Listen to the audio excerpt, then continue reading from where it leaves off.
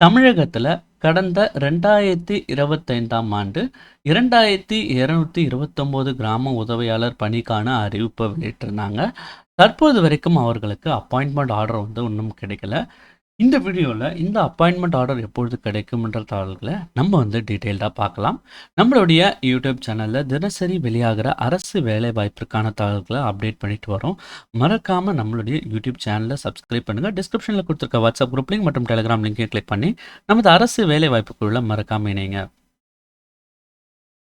இன்னைக்கு இந்த வீடியோல கிராம உதவியாளர் பணிக்கான அறிவிப்பு கடந்த 2025 வெளியானது.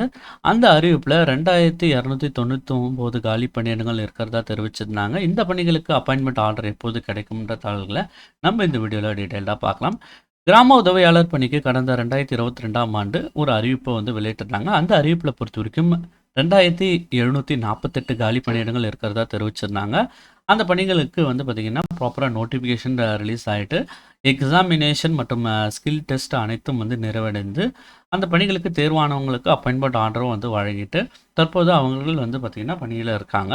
அதனை தொடர்ந்து பார்த்திங்கன்னா கடந்த 2024ஆம் ஆண்டு கிராம உதவியாளர் பணிக்கு காலியாக இருக்கிற இடங்களுக்கு பார்த்திங்கன்னா மாவட்ட வாரியாக அறிவிப்பை வெளியிட்டிருந்தாங்க. அந்த அறிவிப்பு பொறுத்த வரைக்கும் பார்த்திங்கன்னா மொத்தம் 2299 காலி பணியிடங்கள் இருக்கிறதா தெரிவிச்சிருந்தாங்க. ஸோ மாவட்ட வாரியாக இந்த காலி பணியிடங்கள் இருக்கிறதா தெரிவிச்சிருந்தாங்க. அதனை தொடர்ந்து கடந்த 2025ஆம் ஆண்டு மேலும் பார்த்திங்கன்னா ஒரு அரசாணையை வெளியிட்டிருந்தாங்க. அந்த அரசாணையில் பொறுத்த வரைக்கும் கல்வி தகுதிக்கு சில மாற்றங்களை கிராம உதவியாளர் பணிக்கு கொண்டு வந்தாங்க. இதற்கு முன்னர் பார்த்திங்கன்னா 5ஆம் வகுப்பு தேர்ச்சி பெற்றவர்கள் இருந்தாலே போதும் கிராம உதவியாளர் பணிக்கு அப்ளை பண்ணலாம். தற்பொழுது பார்த்திங்கன்னா இந்த நோட்டிஃபிகேஷன் படி 10th பாஸ் பண்ணியிருக்கணும்னு தெரிவிச்சிருந்தாங்க. மேலும் பார்த்திங்கன்னா சைக்கிள் மற்றும் 2 வீலர் ஓட்டுறதுக்கு தெரிஞ்சிருக்கணும்னு தெரிவிச்சிருந்தாங்க. அதுக்கப்புறம் பார்த்திங்கன்னா வாசித்தல் மற்றும் எழுதும் திறனும் இருக்கணும்னு தெரிவிச்சிருந்தாங்க. மேலும் பார்த்திங்கன்னா இந்த நேர்காணலில் யார் யாரெல்லாம் இருப்பாங்க, குழுவில் இருப்பாங்க, அந்த பேனலிஸ்ட்டில் இருப்பாங்கன்ற தகவலும் தெரிவிச்சிருந்தாங்க. ஸோ இந்த நோட்டிஃபிகேஷன் அடுத்து பார்த்திங்கன்னா 2299 காலி பணியிடங்களுக்கான அறிவிப்பை வெளியிட்டிருந்தாங்க. அந்த அறிவிப்பு தொடர்ந்து பார்த்திங்கன்னா இந்த எக்ஸாமினேஷனுக்கு ரிட்டன் எக்ஸாமினேஷன் மற்றும் ஓரல் எக்ஸாமினேஷன் அதனை தொடர்ந்து ஸ்கில் டெஸ்ட்டும் நடந்தது. தற்போது இந்த எக்ஸாமினேஷனில் தேர்வானவர்களுக்கான அப்பாயின்மெண்ட் ஆர்டர் எப்பொழுது கிடைக்கும்னு சொல்லிட்டு நிறைய நபர்கள் பார்த்திங்கன்னா எதிர்பார்த்துருந்தாங்க.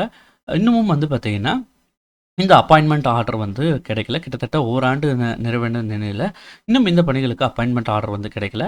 அதே போல் பார்த்திங்கன்னா ஊரக வளர்ச்சி மற்றும் ஊராட்சி துறையிலேருந்து வெளிவந்த செயலாளர் மற்றும் கிளர்க் உள்ளிட்ட பல்வேறு பணியிடங்களுக்கு பார்த்திங்கன்னா இன்னும் அப்பாயின்மெண்ட் ஆர்டர் கிடைக்கல. எல்லாமே செலெக்ஷன் லிஸ்ட்டில் தான் இருக்குது. அதுக்கப்புறம் பார்த்திங்கன்னா மாநகராட்சி மற்றும் நகராட்சி உள்ளிட்ட பணியிடங்களுக்கான அறிவிப்பு வெளியிட்டிருந்தாங்க.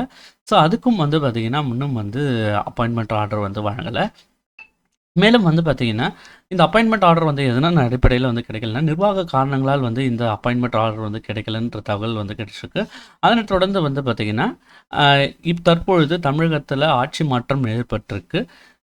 அதனால் பார்த்திங்கன்னா இந்த பணிகளுக்கான அந்த அப்பாயின்மெண்ட் ஆர்டர் கூடிய விரைவில் கிடைக்கும்னு எதிர்பார்க்கலாம். அல்லது இந்த ரெக்ரூட்மெண்ட் ப்ராசஸை கம்ப்ளீட்டாக கேன்சல் பண்ணிவிட்டு புதிதாக எக்ஸாமினேஷன் நடத்துறதுக்கு வாய்ப்பு இருக்குது. ஸோ மேலும் பார்த்திங்கன்னா நம்மளுடைய யூடியூப் சேனலில் அரசு வேலை வாய்ப்பிற்கான தகவல்களை ரெகுலராக அப்டேட் பண்ணுறோம். மறக்காமல் நம்மளுடைய யூடியூப் சேனலை சப்ஸ்கிரைப் பண்ணுங்கள். தேங்க்ஸ் ஃபார் வாட்சிங் திஸ் வீடியோ.